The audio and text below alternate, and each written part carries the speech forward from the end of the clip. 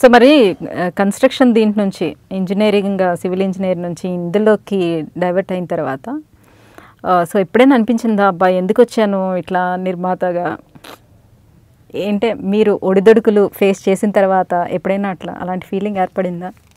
అంటే నేను ఎందుకు వచ్చాను అని బాధపడే అంత కాదు, కాకపోతే అంటే నాకు తెలుసు కొంతమంది హీరోల్ని కొంతమంది నేనే ఇంట్రొడ్యూస్ చేశాను. ఇది వీళ్ళందరి మీద పెట్టుబడి పెట్టే కంటే పెద్ద పెద్ద స్టార్లు చెప్తూ ఉండేవాళ్ళు ఇంటర్వ్యూస్లో పొలం ల్యాండ్స్ మీద పెట్టుకోండి అని. వీళ్ళందరి మీద పెట్టుబడి పెట్టే కంటే సినిమాకు 1 ఎకరం పొలం కొంటే బాగుండేది. మనం కూడా హైదరాబాద్లో అది కాపాడేది మనని. ఇప్పుడు వీళ్ళని ఇంత మనం పెద్దవాళ్ళు అయినా వీళ్ళు మనకు కనీసం వాళ్ళు మనం గుర్తించాల్సిన అవసరం లేదు. వాళ్ళకంటే మనం పెద్ద స్థాయిలో ఉంటాం ఎప్పుడు. అదే వాళ్ళకి అది అనిపించలేదు కదా. మళ్ళీ రావు గారికి ఒక సినిమా చేద్దాం మనం, వాళ్ళగా పుట్టాలి. నేను వెళ్ళి అడిగేది అప్పుడు ఛాన్స్ ఇచ్చిన వాళ్ళని ఇప్పుడు గుర్తుపెట్టుకొని మళ్ళీ వీళ్ళకంటే బ్లాండ్ మీద పెడితే బాగుండేదే అనిపించింది నాకు. అందుకని డెఫినెట్గా ఇప్పుడు నేను ఎవరికైనా సలహా చెప్పమన్నా కూడా అదే చెప్తా. ఒక సినిమా చేసేటప్పుడు ఎంతో కొంత దాంట్లో బడ్జెట్ తీసి కొంత ల్యాండ్ కొంటే బెటర్. వీళ్ళని నమ్ముకోకూడదు. అంతే. సినిమా అంటే ఒక బిజినెస్సే కాదు, దాన్ని ఆ కళ మీద ఎందుకో మనకు ఒక లింక్ ఉంటుంది. ఆ కళాభిమానంతోనే వస్తారు అందరూ.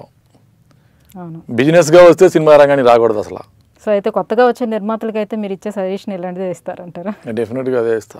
సో మరి అలాంటి ప్రాబ్లమ్స్ ఫేస్ చేసినప్పుడు మళ్ళీ దాన్ని ఓవర్కమ్ చేయడానికి ఏం చేస్తుండేవారు మీరు? అలాంటి ఇబ్బందులు ఫేస్ చేసినప్పుడు ఏం చేయాల, టైం కోసం వెయిట్ చేస్తాం అంతేనా? సో మీకు బాగా ఇబ్బందులకు గురి చేసిన మూవీ ఏంటి మీరు ప్రొడ్యూస్ చేసిన మూవీలోని? నాకు ఇబ్బంది ఏమీ లేదండి, నేను అంత ఇష్టపడే చేశాను. అంటే ఇబ్బంది అని కాదు, ఇప్పుడు ఫైనాన్షియల్గా కొన్ని హిట్ సాధించకో లేకపోతే ఇంకా వేరే షూటింగ్స్ పరంగా కానీ సో కొన్ని ఇబ్బందులు క్రియేట్ అయ్యి మీరు అనుకున్న బడ్జెట్ల కన్నా ఎక్కువ అయిపోవడం, ఎక్కువ అవుతుంది. ప్రాబ్లమ్స్ ఫేస్ చేయడం, ఫైనాన్షియల్గా ప్రాబ్లమ్స్ ఫేస్ చేసినవి. ఫైనాన్షియల్గా ప్రాబ్లమ్స్ కాదు, ఒక్కొక్క సినిమాకి ఏం జరిగిద్దంటే నాకు ఏ సినిమాకి ప్రాబ్లం రాలేదు, హీరోలతో కూడా ఎక్కడ నాకు ప్రాబ్లం రాలా. అందరూ మనం ఏం మాట్లాడుకున్నామో అదే స్థాయిలో చేశారు. వాళ్ళ నుంచి ఏం ప్రాబ్లం రాలేదు. కానీ ప్రకృతి సహకరించాల ఒక సినిమాకి, అది మిస్టర్ నోకియా. దానికి టైటిల్ నుంచి కూడా ప్రాబ్లమ్స్ ఫేస్ చేశారు. దానికి కరెక్ట్గా నేను 1-2 సార్లు చెప్పాను ఏదో ఇంటర్వ్యూలో. ఎందుకు టైటిల్ ప్రాబ్లం అయింది? అది వాళ్ళు బ్రాండ్ నేమ్ అది వచ్చిందన్న, అది డైరెక్టర్ దగ్గర నుంచి నాకు ఏదో చెప్పారు, అది ఏదో జరిగింది. ఓకే, ఆ టైటిల్ దగ్గర నుంచి జనరల్గా నేను మాట్లాడితే ఆ టైటిల్ వాళ్ళ దగ్గర నుంచే డబ్బులు తీసుకునేవాడిని.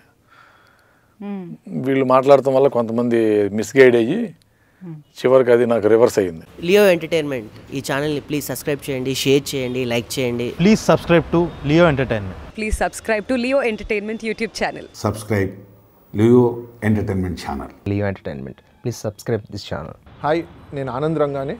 Please subscribe to Leo Entertainment. ఇలాంటి ఇంట్రెస్టింగ్ వీడియోస్ కోసం తప్పకుండా మా ఛానల్ని సబ్స్క్రైబ్ చేయండి.